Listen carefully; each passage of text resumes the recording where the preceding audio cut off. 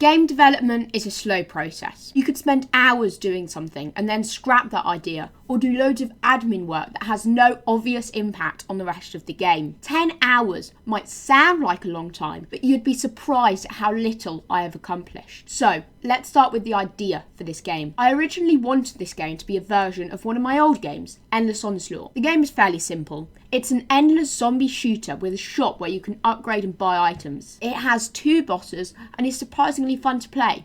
If you want to try it, you can download it on itch.io today, link in description. My intent was to add procedural generation, expand a few mechanics and release. But then I coded procedural generation and it kind of sucked. So I ditched that and went back to the drawing board.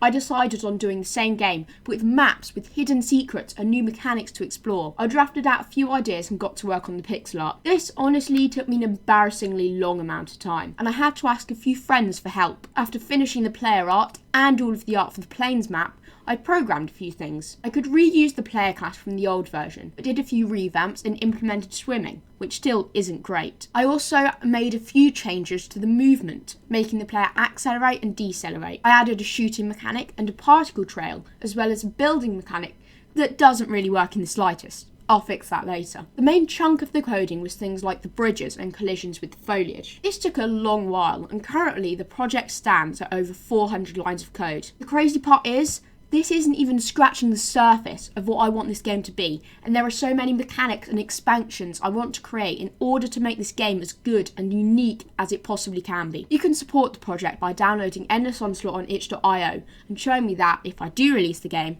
there's an audience who wants to play it.